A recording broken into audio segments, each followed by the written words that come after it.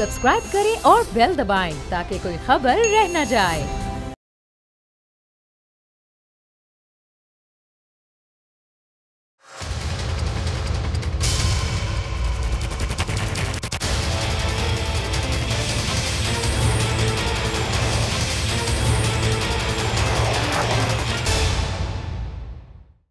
अस्सलाम वालेकुम, आप देख रहे हैं प्रोग्राम बस बहुत हो गया। मैं हूं अरबाब जहांगीर।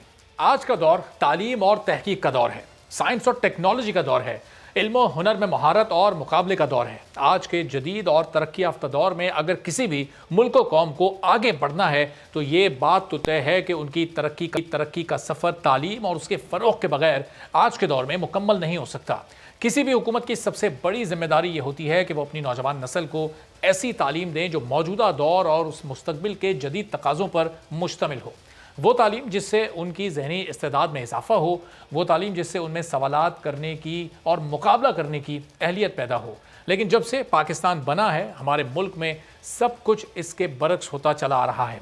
पाकिस्तान में आज तक किसी भी सूबे में और किसी भी क्लास के लिए एक निसाब तालीम वज़ा नहीं किया जा सका। हालांकि हर हुकूमत ने इस बारे में बड़े बड़े दावे किए, बड़े बड़े ऐलानात ज़रूर किए गए, मगर किसी ने अमली तौर पर कुछ नहीं किया।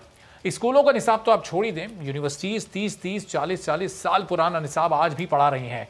इस वक्त पाकिस्तान में एक सिस्टम सरकारी स्कूल का है तो दूसरा सिस्टम प्राइवेट स्कूल्स का है। तीसरा निज़ाम जो निज़ाम तालीम है वो ओ और ए लेवल है, यानी बरतानिया का निज़ाम तालीम है, और चौथा निज़ाम मदरसा तालीम सिस्टम इस वक्त राइज है। और गवर्नमेंट स्कूल्स में भी फेडरल बोर्ड अलग है जबकि सूबों का अलग निज़ाम तालीम निसाब है। इसी तरह मदरसा सिस्टम में भी हर मकतब फ़िक्र का अपना अपना निसाब और तरीक़ा तदरीस अलग है, और हर निज़ाम की फ़ीस भी बिल्कुल मुख्तलिफ होती है। यानी अमीर के लिए अलग निज़ाम है और गरीब के लिए बिल्कुल अलग निज़ाम तालीम है। लेकिन आज वज़ीर आज़म इमरान खान ने वो कर दिया है जो इससे पहले माजी का शायद कोई भी हुक्मरान नहीं कर सका है, और सिंध के अलावा इस वक्त पूरे पाकिस्तान में आज से यकसा निज़ाम तालीम का नफाज कर दिया गया है। यानी मदरसे, सरकारी स्कूल्स और प्राइवेट स्कूल्स के बच्चे अब एक ही निसाब पढ़ेंगे और पहली से 5वीं तक यकसा निसाब कल से नाफिजुल अमल होगा। तो वज़ीर आज़म इमरान खान का कहना है कि मुल्क में यकसा निसाब तालीम ना लाकर माजी में बड़ी नाइंसाफ़ी की गई है। दुनिया में सिर्फ ओरिजिनल सोच जाती है, हम इंग्लिश ज़बान नहीं सीखते बल्कि उनका पूरा का पूरा कल्चर ही लेते हैं। ये सबसे बड़ा नुकसान है। यकसा निज़ाम में नौजवानों की भी एक ही सिमत होगी। इस बारे में गुफ्तगू करते उन्होंने क्या कहा, ज़रा सुनिए। लेकिन हमारे यहाँ मामला जो भी हो, वफाक और सिंध में सियासत ज़रूर होती है। वफाक और सिंध के दरमियान ये मामला भी इस वक्त मुतनाज़ हो गया है और सिंध ने वफाकी हुकूमत का तैयार करदा निसाब तालीम पर एतराज़ उठाया और इसे मानने से इनकार कर दिया है। सिंध हुकूमत ये कह रही है कि 18वीं तरमीम के बाद तालीम सूबाई मामला है, इसलिए हर सूबा अपना निसाब बना सकता है और वफाकी हुकूमत के निसाब को मानने का पाबंद नहीं है।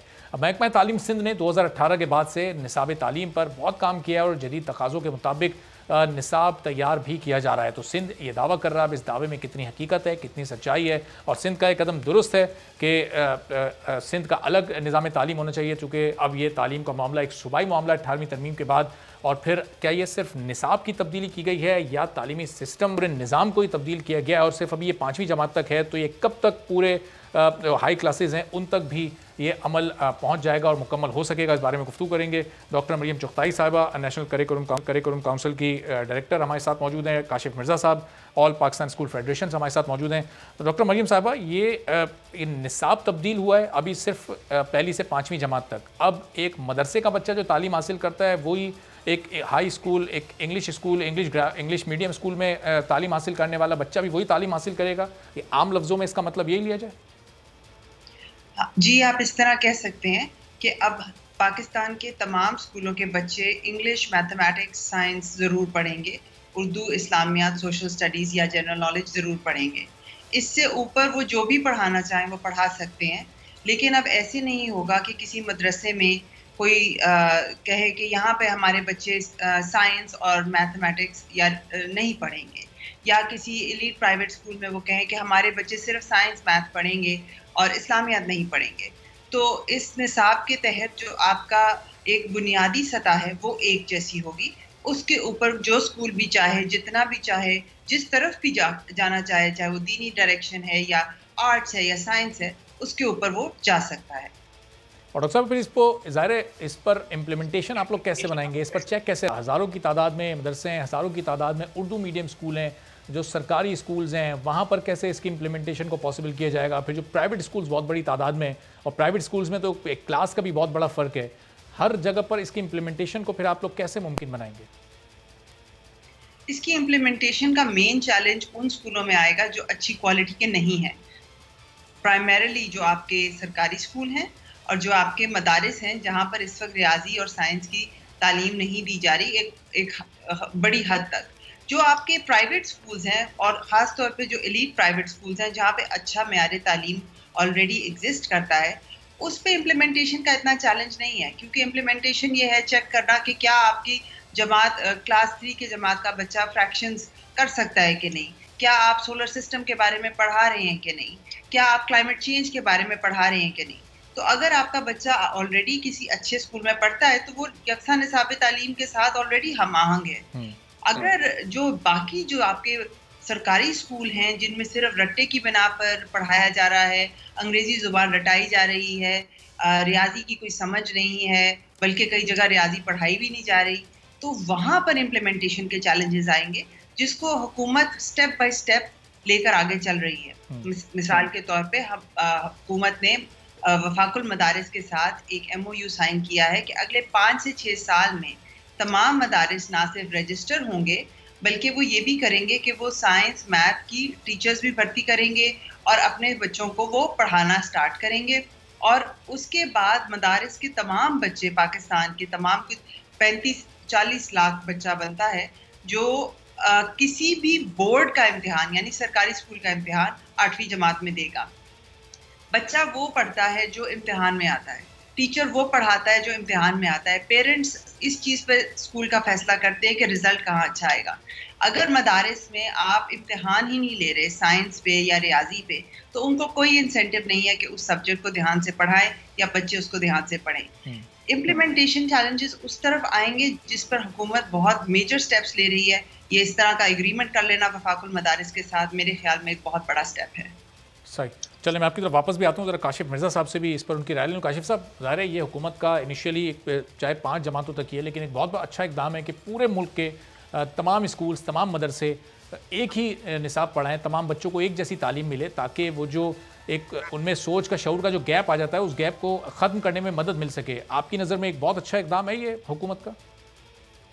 इसमें तो कोई सेकंड ओपिनियन नहीं जी। प्राइम मिनिस्टर इमरान खान साहब का जो विजन है वो बड़ा ज़बरदस्त है और हम इसको अप्रिशिएट करते हैं। और पाकिस्तान प्राइवेट स्कूल फेडरेशन, हमने अपने 2,07,000 स्कूल में आज नहीं बल्कि हम माजी में भी मुख्तलिफ अदवार में जो गवर्नमेंट्स रही हैं, यही हमारा एक वातर से एक डिमांड रही है कि पूरे पाकिस्तान के अंदर सिर्फ निसाब नहीं यकसा किया जाए बल्कि पूरे निज़ाम को यकसा किया जाए। और सबसे बड़ी इंपॉर्टेंट चीज़ ये थी, प्राइम मिनिस्टर इमरान खान साहब का जो इलेक्शन मैनिफेस्टो था उसके अंदर निसाब की नहीं बल्कि निज़ाम की उन्होंने बात की। और हम समझते हैं कि एक निज़ाम जो है वो बहुत ज़रूरी है जो कि जेंडर डिस्क्रिमिनेशन को दूर करे, जो क्लास डिस्क्रिमिनेशन को दूर करे, अमीर और गरीब का जो बुनियादी फ़र्क है, कोई बच्चा चाहे किसी स्कूल में पढ़े उसको वही फैसिलिटीज, वही टीचर, वही अच्छी क्वालिटी एजुकेशन मिले जो कि एक एलीट क्लास के अंदर मिलती है। तो ये तो खुशाइंद है।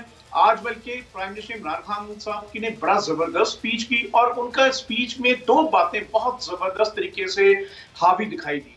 एक तो ये थी कि वो उन्होंने फोकस किया अपनी जुबान पे और दूसरा अपने कल्चर के ऊपर। और यही हम प्राइम मिनिस्टर इमरान खान साहब से दरख्वास्त करेंगे कि अनफॉर्चुनेटली अगर हम देखते हैं कि माजी में ना तो निसाब जो था वो अपनी जुबान में किया गया, ना ही जो उसका जो कल्चर था वो ऑप्ट किया गया। अभी आप देखें सुप्रीम कोर्ट का 2015 का भी बड़ी स्पीकिंग ऑर्डर आया कि जो सरकारी दफ्तरी जुबान और जो एजुकेशन है वो उर्दू में दी जाए।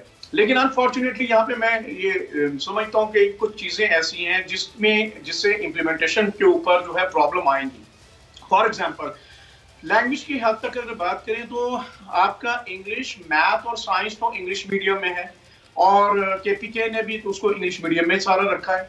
इसी तरीके से ये सिर्फ इशू जो है आफ्टर 18 अमेंडमेंट, ये बहुत बड़ा जुल्म है हमारे पाकिस्तान के साथ जो हमने एजुकेशन और हेल्थ जो है सूबों को दे दिया, जिसमें यकसानियत और क्वालिटी जो है वो यकसा नहीं हुई। यही वजह है कि आज सिंध ये कह रहा है कि वो अपना निसाब इंट्रोड्यूस करेगा। AJK ने 33% अपने निसाब की बात की, बलोचिस्तान ने अभी तक उसको ऑप्ट नहीं किया।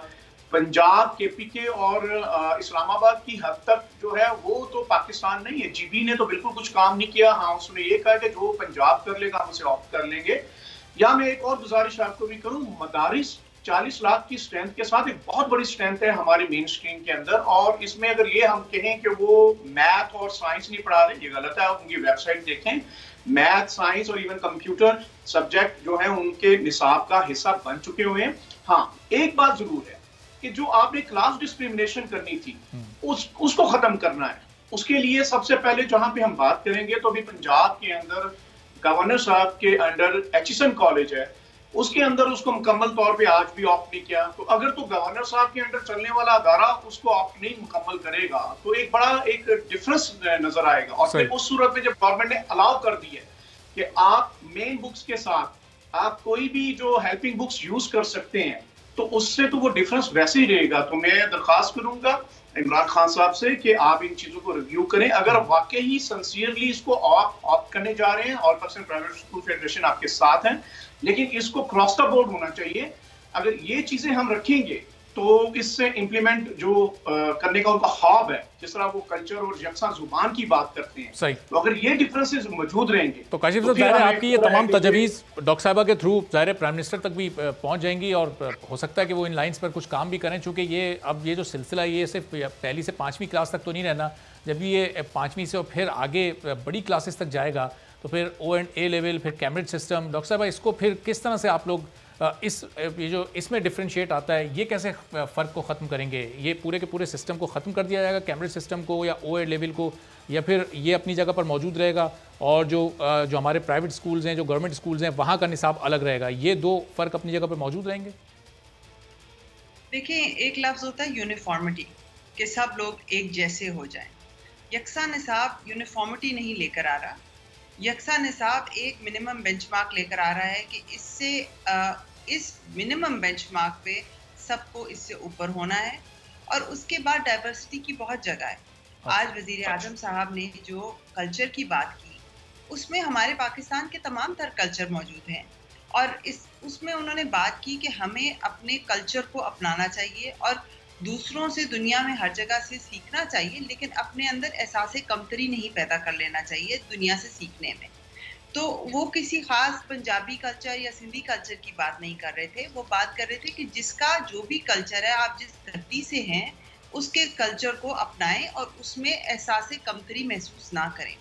इसी तरह जैसे 18वीं तरमीम की अभी बात हुई, मेरा ख्याल है 18वीं तरमीम एक अच्छी चीज़ है, क्योंकि ये आपको अलाउ करती है कि आपके सूबे आप अपना कल्चर, अपने हीरोज, अपनी हिस्ट्री पे ज़्यादा फोकस कर सकें।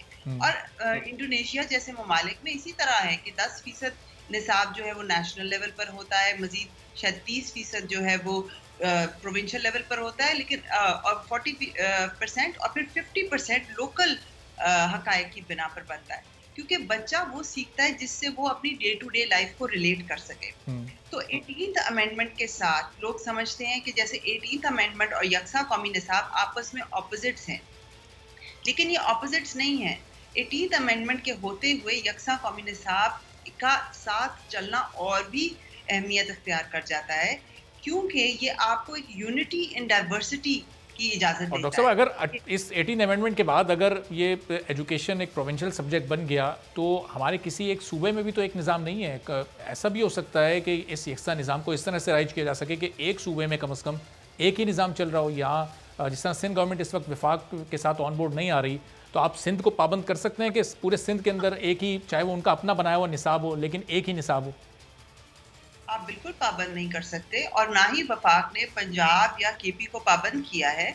वो खुद उन्होंने ये देखा है, क्योंकि ये निसाब उनकी शमूलियत से बना था और वो इसको एक अच्छा निसाब समझते हैं। ये निसाब तब तक पंजाब या केपी या बलूचिस्तान में नाफिज नहीं हो सकता जब तक उनकी सूबाई असम्बलियाँ इसको पास नहीं करती।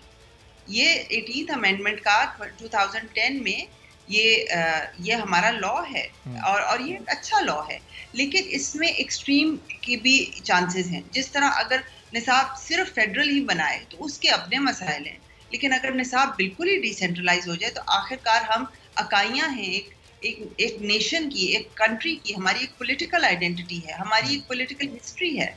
तो उसके लिए ज़रूरी है कि वफाक एक कन्वीनिंग रोल प्ले करे, एक लीडर का रोल प्ले करे, सबको एक टेबल पर लेकर आए कि हम मिल के फैसला करें कि चले हम आपस में, हमारे कल्चर, हमारी हिस्ट्रीज मुख्तलिफ हैं और अच्छी बात है, लेकिन हमें क्या चीज़ें हैं जो यकसा हैं, जो हम चाहेंगे कि पाकिस्तान का कोई बच्चा भी अगर वो बलोचिस्तान से सिंध चला जाता है या वो सिंध से किसी केपी वाले के साथ कल को काम करता है, तो उसका वर्ल्ड व्यू जो है वो कुछ हद तक तो मिलता जुलता हो, उसके अंदर एक कौमियत और एक शहरियत जो है वो तो कम से कम एक हद तक मिलती जुलती हो, अपने आप को पाकिस्तानी तो जाने।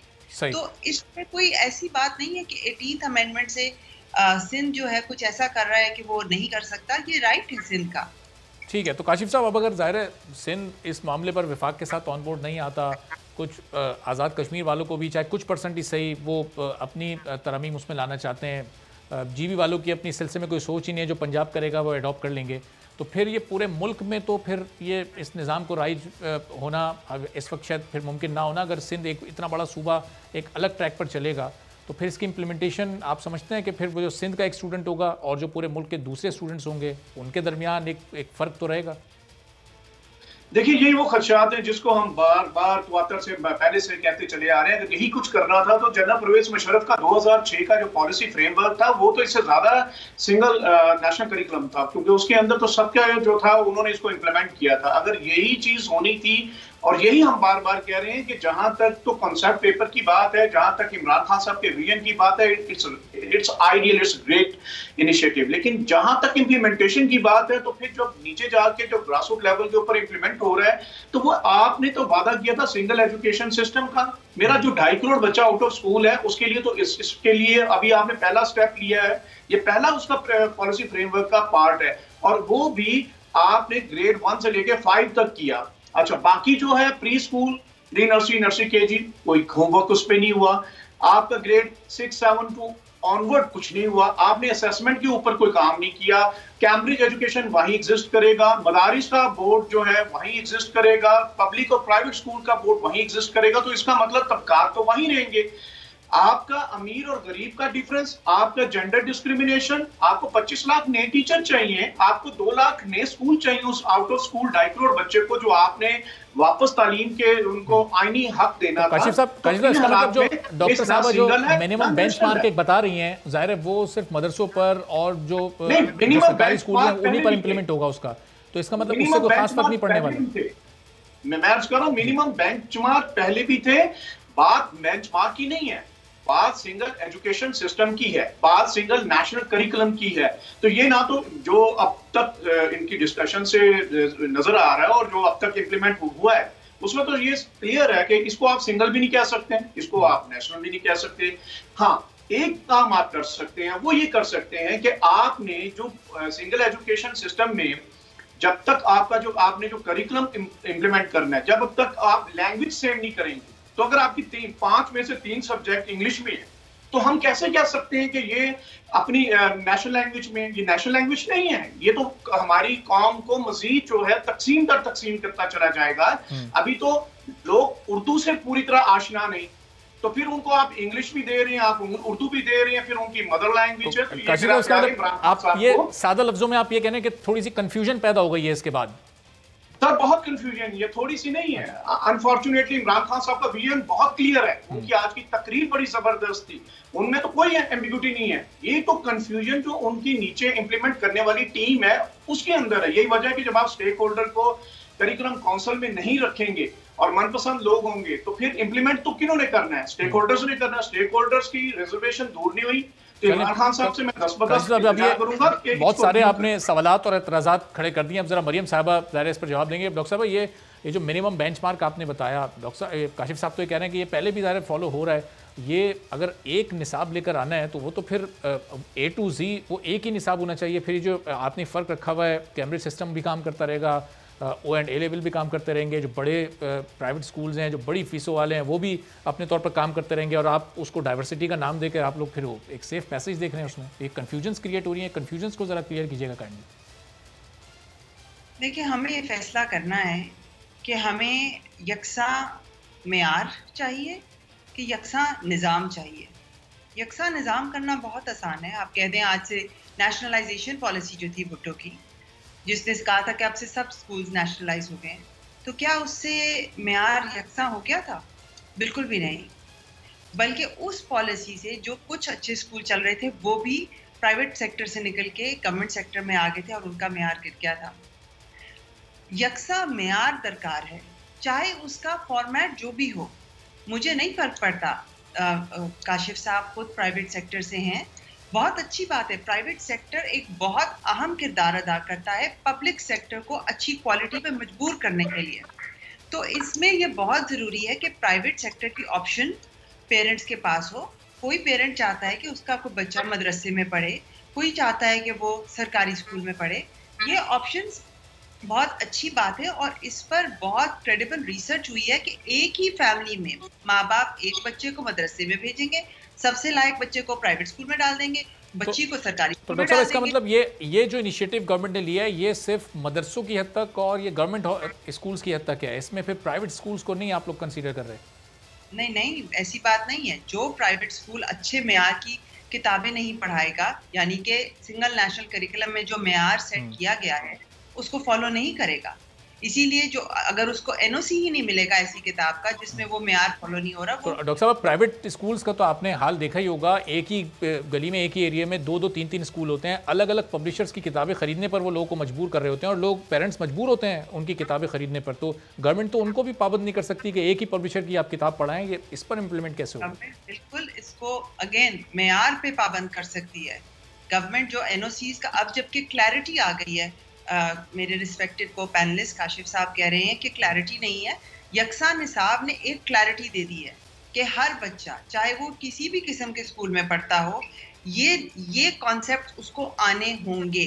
और अगर आप किसी ऐसी किताब से पढ़ाएंगे जिसमें इन कॉन्सेप्ट्स का जिक्र नहीं है तो आपके लिए रिपरकशंस होंगे, चाहे वो प्राइवेट हो या वो मदरसा हो। अब जैसे काशिफ साहब ने कहा कि पहले तो 2006 में भी यकसा था, ऐसी कोई बात नहीं है। आज तक जितने निसाब बनते आए हैं सिर्फ सरकारी स्कूलों के लिए बनते आए हैं, उसमें ना मदारिस शामिल होते थे ना उसमें प्राइवेट स्कूल शामिल होते थे। ये आज तारीख का में पहली दफा पाकिस्तान की तारीख में हुआ है कि तमाम तर स्कूल ये अभी सिर्फ 5th क्लास तक ये है, इसको ये 5th से 10th तक और फिर 10th से आगे हायर स्टडीज़ तक ले जाने का भी प्लान है गवर्नमेंट का। ये इन आगे आने वाले 2 सालों में ये होगा या फिर ये 5th तक ही इसको रखना है? चलो ये बात मेरा ख्याल है कोई मिसकम्युनिकेशन या कंफ्यूजन है। हमने बाकायदा एक स्केड्यूल रिलीज किया है कि ये निसाब कच्ची से लेके 12वीं तक 3 साल की फेजेस में बनेगा। अच्छा। पहले फेज में प्राइमरी का बनेगा, दूसरे फेज में 6 to 8 क्लास के लिए बनेगा, जो कि निसाब बन के रिलीज होने को तैयार है। उसमें लास्ट उसको एक्सपर्ट रिव्यू ने करना है, इन्हें पास करना है और उसके बाद 9वीं से 12वीं तक बनेगा। तो इसमें ये वाली बात कहना कि आगे का तो कुछ पता ही नहीं है, ना कोई टीचर ट्रेनिंग हुई है। पंजाब में आप देखें सिंगल नेशनल करिकुलम पर ट्रेनिंग्स भी हो रही हैं। केपी ने सबको पीछे छोड़ दिया है एनओसीज देने में कि अच्छी क्वालिटी की टेक्स्ट बुक टाइमली अप्रूव भी हुई। तो इस तरह कहना कि ये निसाब का कोई प्लान नहीं है, कुछ है नहीं। मैं अगेन ये कहना चाहती हूँ कि अगर कोई अच्छा स्कूल अच्छे मेयार की तालीम दे रहा है, अच्छे मेयार के इम्तिहानात कंडक्ट कर रहा है, चाहे वो ए लेवल्स हैं, ओ लेवल्स हैं या वो पाकिस्तानी या आगा खान एग्जामिनेशन बोर्ड है, तो हमें उस मेयार को सेलिब्रेट करने की जरूरत है। हमने उस मेयार पे बाकी लोगों को लेकर आना है, ना कि हम कहें हमने यकसा निज़ाम कर देना है, मेयार जो है वो सेकेंडरी है। ठीक है, आगे आने वाले बात करते रहेंगे, आपको भी जहमत देंगे, डॉक्टर मरीम चुगताई साहबा को भी जहमत देंगे और इन मामलात पर चूँकि बड़ा अहम ये मामला, इस पर गुफ्तगू होती रहेगी। आज ज़ाहिर इस सेगमेंट का वक्त ज़रा खत्म हो गया। काशिफ मिर्ज़ा साहब बहुत शुक्रिया, डॉक्टर मरीम चुगताई साहब आपका भी बहुत शुक्रिया प्रोग्राम के लिए, आप दोनों ने वक्त निकाला। एक ब्रेक लेते हैं, ब्रेक के बाद जब वापस आएंगे तो अफगानिस्तान की जो इस वक्त सूरत हाल है, क्या वहाँ पर हो रहा है, आपको बताएंगे एक ब्रेक के बाद।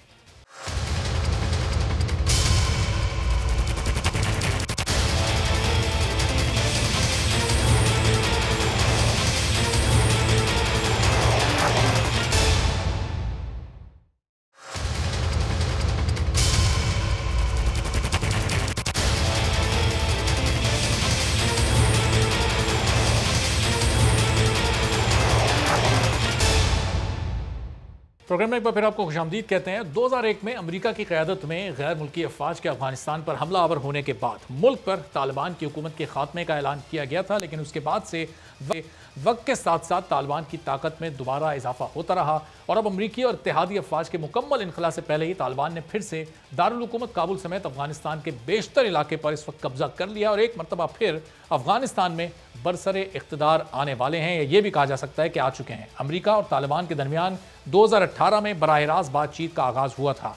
फरवरी 2020 में दोनों फरीकैन के दरमियान दोहा अमन मुआहदे पर दस्तखत हुए थे, जिसके तहत अमरीका ने अफगानिस्तान से इनखला को यकीनी बनाने जबकि तालिबान ने अमरीकी फौजियों को हमलों से बचाने की जिम्मेदारी ली थी। तालिबान से यह वादा भी लिया गया था कि वो अपने ज़ेरे इंतज़ाम इलाकों में अलकायदा या किसी दूसरे अस्करियत पसंद गिरोह की इजारादारी कायम नहीं होने देंगे।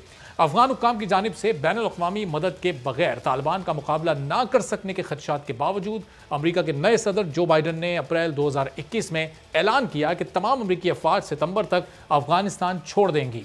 अमरीका और उसके नेटो इत्तेहादियों ने 20 साल तक अफगान सिक्योरिटी फोर्सेस को तरबियत और साजो सामान फराहम किया। माजी में लातादाद अमरीकी और बरतानवी जर्नैल ताकतवर और बासलाहियत अफगान फौज तैयार करने का दावा कर चुके हैं। अफगानिस्तान में फौज और सिक्योरिटी फोर्सेस की कुल तादाद 3 लाख से जायद है, जबकि तालिबान के जंगजू लश्कर में 85,000 अफराद हैं और तादाद के हिसाब से तो अफगान हुकूमत के पास जितनी बड़ी अफरादी कुव्वत है उसे बालादस्त होना चाहिए था। लेकिन गुज़िश्ता हफ्ते अमरीकी इंटेलिजेंस की एक रिपोर्ट लीक हुई जिसमें अंदाज़ा लगाया गया था कि काबुल आइंदा चंद हफ्तों में जंगजुओं के हमले का निशाना बन सकता है और काबुल हुकूमत 90 दिन के अंदर गिर सकती है। लेकिन सारे अंदाजे गलत साबित हुए। सुपर पावर अमरीका को 2 दहाइयों तक अपने ऊपर हावी ना होने देने वाले तालिबान ने जितनी तेजी से अफगानिस्तान का कंट्रोल हासिल किया है ये कोई सोच भी नहीं सकता था। अफगान फौज पर अमरीका और इत्तेहादी ममालिक ने भारी अखराजात किए हैं, मगर इसके बावजूद अफगान फौजी तालिबान का मुकाबला करने में मुकम्मल नाकाम रहे। तालिबान जंगजुओं ने गुज़िश्ता 2 माह में जितने इलाकों पर कब्जा किया है इतना वो 2001 में इख्तिदार से अलहदा किए जाने के बाद से कभी नहीं कर सके थे। तालिबान ने 20 साल जंग के बाद मई 2021 से पूरी प्लानिंग के साथ दोबारा अफगान फौज की चौकियों, कस्बों, बड़े शहरों से मुत्तसिल देहात और सूबाई हेडक्वार्टर्स को कब्जे में लेना शुरू किया और अगस्त के महीने में उनकी पेशकदमी में ऐसी तेजी आई कि अस्करी माहिरीन हो या दिफाई तज्जियाकार हों, सबके अंदाजों को उन्होंने गलत साबित किया है। तालिबान ने अब तक बेशतर हिस्से पर बेशतर सूबों का कंट्रोल संभाल लिया है और मुल्क का कोई अहम शहर या सूबा ऐसा नहीं है जहां तालिबान का कंट्रोल ना हो। मगर यह सब इतना जल्दी हुआ कैसे, ज़रा एक मुख्तसर नज़र इस पर भी डाल लेते हैं। बरतानवी नशियाती इदारे BBC की रिपोर्ट थी जिसके मुताबिक अफगान फौज और पुलिस में बेपनाह जानी नुकसान, हथियार डाल देना, करप्शन आम है और कई बदउनवान कमांडर ऐसे सिपाहियों की तनख्वाहें भी वसूल कर रहे हैं जो दर हकीकत कभी फोर्सेज में भर्ती ही नहीं किए गए। इस बार तालिबान ने अपनी ख़ास तौर पर शुमाली अफगानिस्तान के उन इलाकों पर तवज्जो रखी जो उनके गुज़िश्ता दौर इख्तिदार में उनके ज़ेरे असर नहीं आ सके थे। तालिबान के काबुल पर कब्जे के बाद गुज़िश्ता रोज़ अफगान सदर अशरफ गनी और कई हुकूमती अहदेदार मुल्क छोड़कर फरार हो गए, जबकि तालिबान ने काबुल समेत दीगर कब्जा किए गए सूबाई दारुल हुकूमतों में भी शेडो गवर्नर्स का ऐलान कर दिया है। और अब पाकिस्तान का जो आज कौमी सलामती कमेटी का अहम इजलास हुआ उसमें अफगानिस्तान की सूरत हाल पर बड़ा तफसीली गौर किया गया और पाकिस्तान का मौक़िफ़ एक बार में आया कि पाकिस्तान हमसाए मुल्क से वहाँ पर अमन कायम हो। पाकिस्तान ये चाहता है, पाकिस्तान अफगान मसले के जामे सियासी हल के लिए पुरज़म है। अब इस सूरत हाल पर गुफ्तगू करते हैं। जाहिद हफीज़ साहब तर्जुमान दफ्तर ख़ारजा हमारे साथ मौजूद हैं। इसके अलावा जनरल ट्राइड नईम खालिद लोधी साहब भी हमारे साथ मौजूद हैं कि अब क्या अफगानिस्तान की सूरत हाल पर के पाकिस्तान पर कुछ असरात मरतब हो सकते हैं और पाकिस्तान इस वक्त पूरी तरह से तैयार है। तो जाहिद साहब, आज ज़ाहिर नेशनल सिक्योरिटी का जो इजलास हुआ उसमें पाकिस्तान का मौक़िफ़ सबके सामने कि पाकिस्तान अमन चाहता है, लेकिन अब किस तरह के असरात इस वक्त पैदा हो सकते हैं जबकि तालिबान पूरी तरह से काबिज़ हो चुके हैं, अशरफ गनी की हुकूमत ख़त्म हो चुकी है। अब पाकिस्तान की इस वक्त आगे स्ट्रेटजी क्या होगी? जी, अस्सलाम वालेकुम अरबाब साहब। सबसे पहले तो मैं ये आपसे शुरू में बात ये करना चाहूँगा कि देखें, अफगानिस्तान के अवाम ने बहुत सफ़र किया है due to over 4 decades of conflict in Afghanistan. लेकिन अफगानिस्तान के बाद, अफगानिस्तान के अवाम के बाद अगर किसी ने सबसे ज़्यादा सफ़र किया है because of war in Afghanistan, because of conflict, वो पाकिस्तान है। We suffered over 80,000 casualties, we suffered over $150 billion of economic losses. हम ये समझते हैं कि पाकिस्तान का एक जेन्युइन इंटरेस्ट है अफगानिस्तान में पीस के लिए। इसी वजह से जो हमने हमेशा ये कहा कि there is no other country that is more desirous of peace in Afghanistan than Pakistan. इसी हवाले से हमारा जो रोल रहा, आपने अपने इंट्रोडक्शन में बात की, US और तालिबान के दरमियान जो पीस एग्रीमेंट हुआ इन फरवरी लास्ट ईयर, उसमें पाकिस्तान का एक इंतहाई अहम किरदार था तालिबान को निगोशिएटिंग टेबल पे लाने के लिए। उसके बाद जो इंट्रा अफगान निगोसिएशन स्टार्ट हुई इन सितंबर लास्ट ईयर, उसमें पाकिस्तान का एक इंतहाई अहम किरदार था तमाम अफगान साइड्स को साथ लाने के लिए। बल्कि पाकिस्तान की आउटरीच एंगेजमेंट अफगानिस्तान में तमाम साइड्स के साथ थी। हम इंटरनेशनल कम्युनिटी के साथ भी एंगेज थे, जितने इस पे इम्पोर्टेंट फोरम थे, चाहे वो रीजनल फोरम हो, इंटरनेशनल फोरम हो, हम उसका हिस्सा थे। चाहे हम ट्रोइका प्लस की बात करें, हम मॉस्को फॉर्मेट की बात करें, heart of Asia Istanbul process की बात करें, हमने हर उस कोशिश को सपोर्ट किया जो कि अफगानिस्तान में पीस के लिए थी। सही। हम आज भी ये समझते हैं कि एक इंक्लूसिव पॉलिटिकल सेटलमेंट की जरूरत है। हम आज भी ये समझते हैं कि पॉलिटिकल सोल्यूशन की तरफ ही बहरहाल जाना चाहिए अफगानिस्तान में देरपा अमन के क़याम के लिए। सही। लेकिन इस वक्त जो सूरत हाल है, हमारी उस पर होप भी है, हमारी विश और हमारी प्रेयर भी ये है कि ह्यूमैनिटेरियन क्राइसिस वहाँ पे पैदा ना हो। और अभी तक की जो सूरत हाल है उसमें हम ये देख रहे हैं कि सिक्योरिटी सिचुएशन जो है वो ह्यूमैनिटेरियन क्राइसिस की तरफ अल्हम्दुलिल्लाह नहीं गई। और लेकिन सब कुछ इतनी जल्दी हुआ कि वहाँ के अवाम को तो मौका ही नहीं मिला कि वो अपने हुक्मरानों को मुंतखब करते। पाकिस्तान का तो मौक़िफ़ पहले दिन से ये था कि अफ़गान अवाम जिस हुकूमत की हिमायत करेंगे, पाकिस्तान भी उसी हुकूमत की हिमायत करेगा। लेकिन अब वहाँ पर इस वक्त एक तरह से कहा जा सकता है कि अभी तालिबान की हुकूमत है, तो वहाँ के अवाम में भी मिला जुला रद्दमल आ रहा है। कोई तो इसको कबूल करने को तैयार है, कोई नहीं तैयार। तो फिर इस वक्त पाकिस्तान का स्टांस पूरी दुनिया के सामने क्या होगा? पाकिस्तान इस हुकूमत को तस्लीम करेगा, नहीं करेगा? अरबाब साहब, पहली बात तो ये है कि पाकिस्तान की जो ख्वाहिश रही है, हमारा ऑब्जेक्टिव रहा है, वो है अफगानिस्तान में पीस, अमन का क़याम। और दूसरा ये कि हम किसके साथ खड़े हैं, हम अफगानिस्तान के अवाम के साथ हैं। हम ये समझते हैं कि बहरहाल अफगानिस्तान के अवाम ने अपने मुस्तकबिल का फैसला करना है। वहाँ पर क्या पॉलिटिकल डिस्पेंसेशन होगी, वो उसका फैसला अफगानिस्तान के अवाम ने करना है। लेकिन हम ये ज़रूर समझते हैं कि ये बहरहाल एक इंक्लूसिव पॉलिटिकल सेटलमेंट ही होनी चाहिए जो कि अफगानिस्तान में देरपा अमन के क़याम की ज़ामिन हो सकती है। आपने बात की हुकूमत के हवाले से, तो हमारा ये ख्याल है कि पॉलिटिकल सोल्यूशन की तरफ जाएं। इंटरनेशनल कंसेंसस बहुत इंपॉर्टेंट है, लेकिन उसमें एक हमें जो अपॉर्चुनिटी इस वक्त नज़र आ रही है वो ये है कि इंटरनेशनल कम्युनिटी का कन्वर्जेंस मौजूद है ऑन पीस एंड रिकन्सिलिएशन इन अफगानिस्तान, जो बहुत इंपॉर्टेंट है। तो इसलिए इस वक्त अफगानिस्तान के साथ इंटरनेशनल कम्युनिटी की एंगेजमेंट बहुत ज़रूरी है। अफगान लीडरशिप के लिए ज़रूरी है, तमाम अफगान साइड्स के लिए ज़रूरी है कि वो लीडरशिप का मुजाहरा करें और अफगानिस्तान में एक पॉलिटिकल सोल्यूशन को जितनी जल्दी हो सके मुमकिन बनाए, ताकि अफगानिस्तान के अवाम भी खुशहाली की तरफ जा सकें, बेहतरी की तरफ जा सकें, और खत्ते के अमन और सलामती के लिए भी यही ज़रूरी है। सही। चलें ज़ाहिर साहब, मैं आपकी तरफ वापस आता हूँ। ज़रा नईम खालिद साहब से जल्दी में दो चार सवाल उनसे भी कर लूँ, उनकी भी राय ले लूँ। नईम खालिद साहब, ये इस वक्त जो कुछ इतनी जल्दी में हुआ अफ़गानिस्तान में, जो एक्सपेक्टेशन हमें चंद हफ्तों में थी वो काम दिनों में हो गया। लेकिन पाकिस्तान ने बहरहाल अपनी तैयारी इस बार पूरी की हुई है, बॉर्डर पर फेंसिंग भी हो गई है। जिस तरह पहले 50 लाख के करीब महाजिन पाकिस्तान आ चुके हैं और पाकिस्तान के तमाम शहरों में मौजूद हैं। अब इस वक्त हुकूमत ने भी ये तय किया हुआ है कि उनको एक मखसूस इलाके से आगे नहीं जाने देना। तो किसी भी ऐसी नागहानी सूरत के लिए पाकिस्तान की तैयारी मुकम्मल और पूरी देख रहे हैं आप? पाकिस्तान ने पहले ही प्लानिंग कर रखी है इस सूरत हाल से निपटने की? जी, मैं इसकी तरफ आता हूँ। पहले मैं एक थोड़ी सी बात कर लूँगी, जो आप कह रहे हैं और दुरुस्त कह रहे हैं बार बार कि इतनी तेज़ी के साथ ये सारा कुछ कैसे हुआ। मैं वो आपको 3 फैक्टर बता दूँ जिसकी वजह से ये हुआ है। पहली बात तो ये है कि ये जो पूरा ऑपरेशन है या पूरी स्ट्रैटेजी है, इसको आप मिलिट्री स्ट्रैटेजी ना समझें। अच्छा। कोई भी मिलिट्री ये काम नहीं कर सकती, कोई भी मिलिट्री ये काम। अगर आज अमेरिका जैसी सुपर ताकत भी ये चाहे कि अफगानिस्तान के ऊपर 9 दिन में कब्जा कर ले, वो भी मुमकिन नहीं है। तो ये एक पॉलिटिको मिलिट्री मूव थी। और ये जो आपने अंदर बात की कि शायद अवाम उनके साथ हैं या नहीं, ये इस बात का बयन सबूत है कि ओवरवेलमिंग अवाम जो है वो अफगान तालिबान के साथ हैं। वरना ये शहरों में ऐसे आप नहीं जा सकते भाई। अगर 10 लोग, मैं फिर मोहतात अंदाज में कह रहा था, आपने खुल के बात कर दी। जी। तो एक ये फैक्टर है कि this is a politico military move, politico military strategy जिसने काम किया और पहले से वो इसके ऊपर काम कर रहे थे। दूसरी बात, अफगान अवाम ऑक्यूपेशन फोर्सेस के रवैये से भी तंग थे और अवाम जो है वो अशरफ गनी की करप्ट हुकूमत से भी तंग थे, और इसका उन्होंने मुजाहरा कर दिया कि जहां भी ये गए हैं इनकी उन्होंने पलीराई की है। तीसरी बात, फौजें यूनिफॉर्म पहनाने से और हाथ में बंदूकें पकड़ाने से नहीं बनती। आपको पता है कि ये बात तो आम है कि 3 लाख जो हम फौज कह रहे हैं उसमें से 1-1.5 लाख तो थी नहीं ऑन ग्राउंड, और वो लोग तनख्वाहें उनकी जेब में डाल रहे, आपने उसका जिक्र भी किया है। लेकिन फौज को लड़ने के लिए सिर्फ यूनिफॉर्म और बंदूक और तरबियत के अलावा उनके जहन में कोई खातिर खा वजह होनी चाहिए लड़ाई की, उनका मोराल ठीक होना चाहिए, उनके साथ अवाम होने चाहिए। जब उन्होंने देखा कि अवाम तो तालिबान के साथ हैं तो उन्होंने ना लड़ना ही बेहतर समझा। और तो ये 3 फैक्टर है जिनकी वजह से वो, बाकी जो पाकिस्तान की तैयारी है, मेरा ख्याल है पाकिस्तान का बेहतरीन स्टांस रहा जब उन्होंने कहा वी हैव नो फेवरेट्स, जब उन्होंने, और आज भी ये कह रहे हैं कि Afghan led Afghan own solution, और साथ तैयारी इस किस्म की कि prepare for the worst and hope for the best.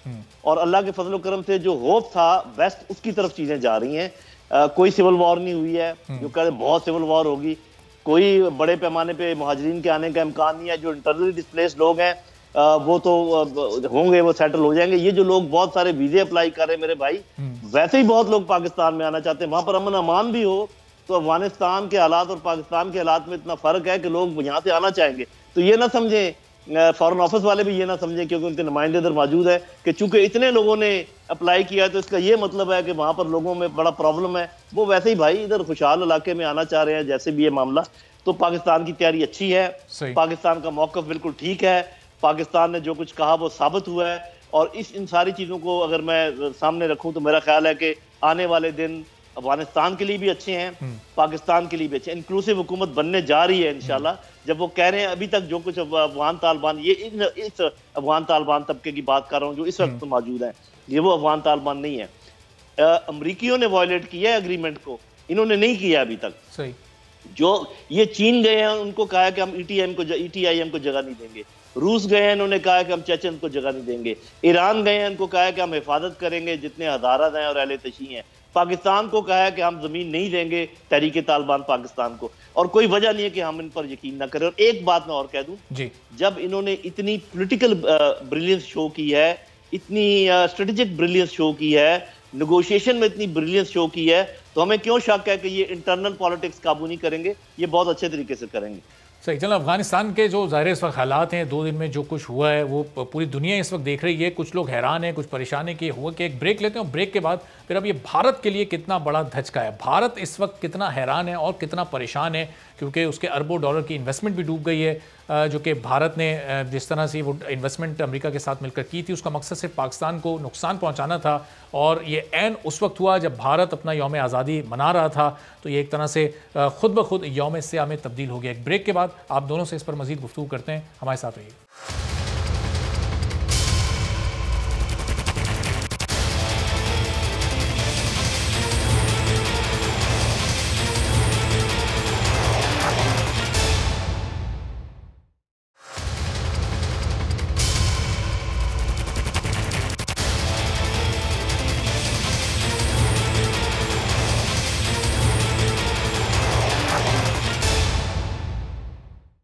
Programme में एक बार फिर आपको खुशामदीद कहते हैं। दफ्तर खारजा के तर्जुमान जाहिद हफीज़ साहब हमारे साथ मौजूद हैं, सीनियर तज्ज़ियाकार नईम खालिद लोधी साहब हमारे साथ मौजूद हैं, और ब्रेक से पहले जिस पॉइंट पर गुफ्तगू छोड़ी थी वहीं से आगे बढ़ाते हैं। जाहिद हफीज़ साहब, ये इंडिया की बड़ी इन्वेस्टमेंट थी वहाँ पर, स्ट्रैटेजिक एलॉय था इंडिया अमेरिका का, और इस वक्त ज़ाहिर अरबों डॉलर्स का वैसे भी नुकसान हुआ है, और वो जो एक बयानिया, एक मौक़िफ़ और पाकिस्तान की कश्मीरियों से जो मोहब्बत है कि पाकिस्तान जब तक मसले कश्मीर का हल नहीं होता उस वक्त तक इंडिया से कोई तिजारत या इस तरह की कोई बात नहीं होगी, तो तालिबान की तरफ से भी इसी तरह का रद्द-ए-अमल सामने आया है इंडिया को लेकर। तो इस वक्त इंडिया के लिए आप कितना बड़ा धचका देख रहे हैं, जबकि कल उनका यौम आज़ादी था जो ज़ाहिर है कश्मीर में यौम सियाह के तौर पर मनाया जाता है?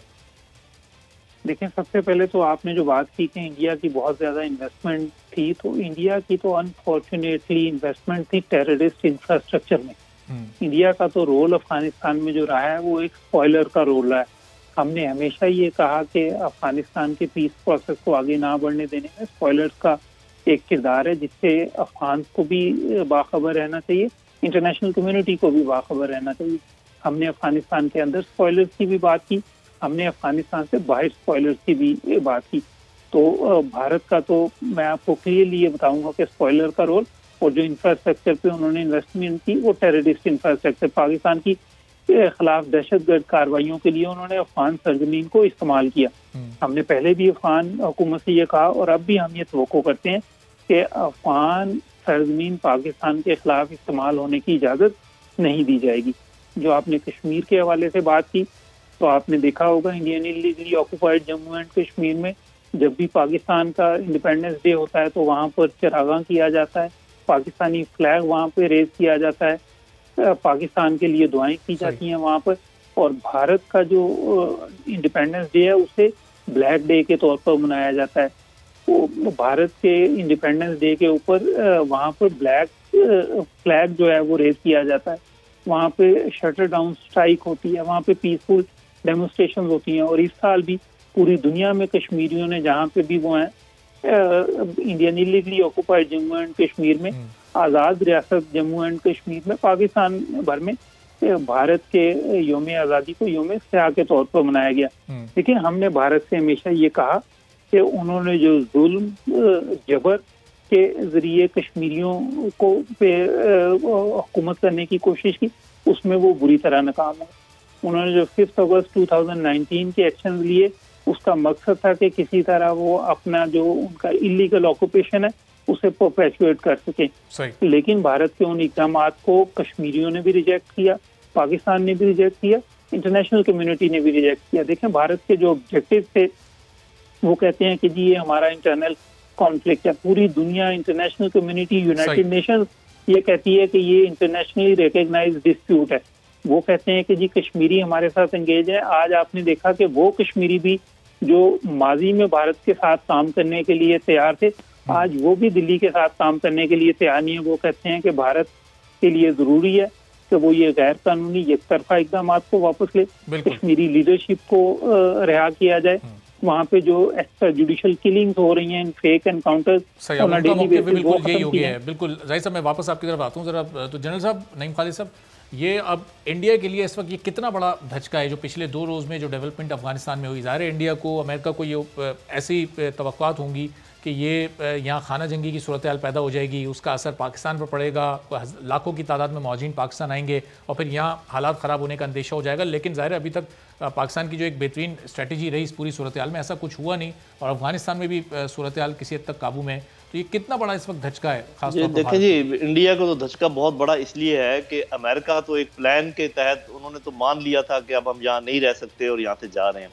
हिंदुस्तान को तो ये ख्याल था कि अगर अमेरिका चला भी गया तो तब भी वो अपने पाँव यहाँ जमाए रखेंगे, क्योंकि उनका ये ख्याल था कि यहाँ पर खाना जंगी होगी, यहाँ पे लंबा मामला चलेगा, और वो खुद उसको और भड़काने के प्लान भी बना रहे थे। आपको याद है कि ऐन जब ये सारे मामले चल रहे थे तो अपने जब वो बंदे निकाल के लेके जा रहे थे तो उन्हीं जहाज़ों में उन्होंने हथियार भेजे थे हुकूमत के लिए, अशरफ गनी की हुकूमत के लिए। वो अल्लाह ने किया कि वो एक्सपोज हो गए, वो बात पकड़ी गई। अफगान तालिबान ने भी अपनी आंखों से देख ली वो बात। उसके अलावा भी उनके कई रवैये ऐसे थे, तो वो तो उखड़ गए यहाँ से। वो तो आप यूं समझें कि जैसे बिल्कुल अनएक्सपेक्टेड कोई चीज़ हो जाए, क्योंकि अमेरिकन तो एक्सपेक्ट कर रहे थे कि उन्होंने जाना है और सब कुछ। इंडिया ये एक्सपेक्ट नहीं कर रहा था कि उसके साथ भी ऐसा हो जाएगा। तो मेरा ख्याल ये इसमें कोई कुदरत की खास काम भी है, और पाकिस्तान के लिए खास जो अल्लाह ताला का करम है वो भी इसमें शामिल है कि वो हमारा बहुत खून बहा रहे थे अशरफ गनी के साथ मिलकर अफगानिस्तान की तरफ से जो हमले हो रहे थे। और इंशाल्लाह आप देखेंगे कि अगले 2-3 सबसे बड़ी ये कितनी एक पॉजिटिव डेवलपमेंट है कि इस मामले पर पाकिस्तान में कोई सिविल मिलिट्री डिवाइड नहीं है। हुकूमत, अस्करी इदारे, सिविल हुकूमत एक पेज पर हैं। वरना माजी में कई बार हमने कई हुकूमतें ऐसी देखी हैं जहाँ एक खलीज होती थी, एक फासला होता था, लेकिन कम से कम इस वक्त हमें वो दिखाई नहीं देता है। जी, एक तो ये नहीं है, बल्कि आपने एक और चीज़ देखी होगी कि अब तो अपोजिशन ने भी अफगानिस्तान के सिलसिले में हुकूमत की किसी कार्रवाई को कोई तनकीद का निशाना नहीं बनाया। कश्मीर का हालांकि बनाया हुआ है, इसका नहीं बनाया, क्योंकि हालात इतनी तेजी से चेंज हुए हैं और पाकिस्तान की हर बात इतनी दुरुस्त साबित हुई है कि किसी के पास कोई बात है ही नहीं कहने को, ना अपनों में से ना परायों में से।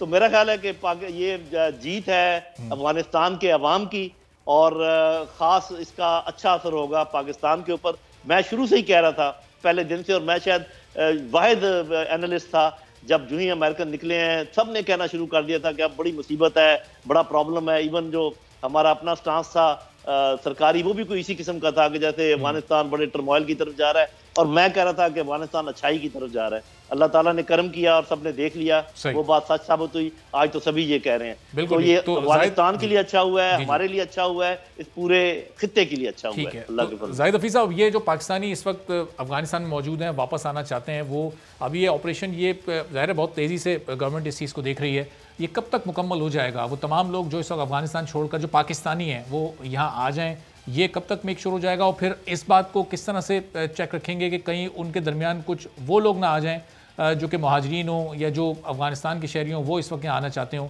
इस सिलसिले में इस वक्त हुकूमत कितनी बारीकी से काम कर रही है? जी अरबाब साहब, इस वक्त पाकिस्तान का जो सफारत खाना है काबुल में वो आज भी ओपन है, ऑपरेशनल है। कॉन्सुलर सर्विस प्रोवाइड की जा रही हैं। जो वहाँ पे पाकिस्तानी मौजूद हैं 200 से ज़्यादा हमारी इतला के मुताबिक, वो पाकिस्तान की एम्बेसी के साथ, सफारत खाने के साथ इस वक्त राब्ते में है। हमने अपने सफारती अमले के नंबर उनके साथ शेयर किए हैं, अपने एम्बेसडर का सेल फोन उनके साथ शेयर किया है। उन्हें जिस तरह की भी सहूलत रिक्वायर्ड हो उन्हें वापस लाने के लिए अरेंजमेंट किए जा रहे हैं। PIA की एडिशनल फ्लाइट चलाई जा रही हैं। दूसरा, पाकिस्तानी के अलावा वहाँ पे जो डिप्लोमेटिक कम्युनिटी है, इंटरनेशनल ऑर्गेनाइजेशन के जो लोग हैं, मीडिया के जो लोग हैं, वो अगर टेम्पररी रीलोकेशन के लिए उन्हें रिक्वायरमेंट है, उन्हें फैसिलिटेट किया जा रहा है। इस सिलसिले में वर्ल्ड बैंक, IMF ने हमारे साथ रब्ता किया और मुख्तलिफ सफारती जो यहाँ पे मिशन है उन्होंने रब्ता किया, उन्हें फैसिलिटेट किया जा रहा है। हमने एक फैसिलिटेशन सेल क्रिएट किया है। और जाहिर साहब ये जितने भी लोग रब्ता कर रहे हैं, ये जाहिर साहब इनको कोई अपनी जानों का खौफ तो नहीं है? ये सिर्फ इस वक्त चूंकि एक सूरत-ए-हाल ऐसी हुई है, ये इसलिए पाकिस्तान वापस आना चाहते हैं। वहाँ के वो हालात से मुतालिक, क्योंकि वो ज़ाहिर आंखों देखा हाल शेयर कर रहे होंगे आपकी डिप्लोमेटिक स्टाफ से, वो क्या बता रहे हैं? उनकी जानें महफूज हैं? हालात वहाँ पर ख़राब तो नहीं है उनके लिए? देखें, इस वक्त अल्हम्दुलिल्लाह सिक्योरिटी की सिचुएशन जिस हवाले से जो खदशात थे, जो फियर्स थे, उस हवाले से सिक्योरिटी की सिचुएशन जो है वो वहाँ पे नहीं पहुँची। ह्यूमैनिटेरियन क्राइसिस जिसके बारे में एप्रीहेंशन थी, अल्हम्दुलिल्लाह वो नहीं हुआ। लेकिन हमारी ये होप है, we wish and pray also कि कोई किसी किस्म का ह्यूमैनिटेरियन क्राइसिस पैदा ना हो। और हमारी ये हम कॉल अपॉन के जी तमाम साइड से रूल ऑफ लॉ की रिस्पेक्ट की जाए। And we also call upon all sides in Afghanistan to ensure protection of fundamental human rights. तो हमारा ये ख्याल है कि अफगानिस्तान की सरजमीन जो है वो पाकिस्तान के खिलाफ इस्तेमाल करने की इजाज़त नहीं दी जाएगी और बहरहाल एक पॉलिटिकल सलूशन के लिए कोशिश की जाएगी, इंक्लूसिव पॉलिटिकल सेटलमेंट के लिए कोशिश की जाएगी, ताकि अफगानिस्तान में देरपा अमन का क़याम मुमकिन बनाया जा सके। क्या अफगानिस्तान में कुछ मुल्कों के सफारत खाने बंद करने की इत्तलात भी ऐसी कोई आप तक पहुंची हैं? पाकिस्तानी सफारत खाना वहाँ बिल्कुल महफूज है, वो काम कर रहा है और आगे आने वाले दिनों में करता रहेगा? चंद मुल्कों ने क्या अपने सफारत खाने वहाँ बंद किए? जी, हमारा सफारत खाना वहाँ पे बिल्कुल महफूज है और हमने सफारत खाने को वहाँ पे बंद करने के बारे में कोई फैसला नहीं किया। सफारत खाना ऑपरेशनल है, फंक्शनल है और तमाम रिक्विजिट सर्विसेज प्रोवाइड कर रहे हैं। जी ठीक है, चलें, बहुत बहुत शुक्रिया। जाहिद हफीज़ साहब, तर्जुमान दफ्तर खारजा, हमारे साथ मौजूद थे और बता रहे थे दिनों में सूरत हाल बेहतर से बेहतर होती जाएगी और पाकिस्तान की हुकूमत इस वक्त बहुत ज़्यादा सीरियस है उन 200 लोगों के लिए जिन्होंने अफ़गानिस्तान में रहते हुए पाकिस्तानी सफारत खाने से रब्ता किया और वो मुल्क वापस आना चाहते हैं और उनको फ़ौरी तौर पर हुकूमत पाकिस्तान वापस लाने के लिए कोशिशें भी कर रही है। पूरा सफारत खाने का अमला वहाँ उनसे ताउन कर रहा है और यहाँ पर जो फ़ॉरेन ऑफिस है वो भी मुस्तकिल बुनियादों पर राब्ते में है।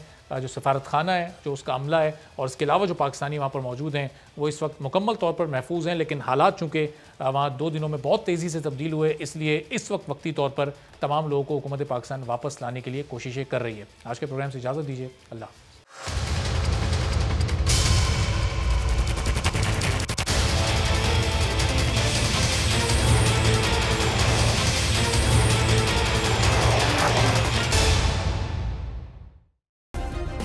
सब्सक्राइब करें और बेल दबाएं ताकि कोई खबर रह न जाए।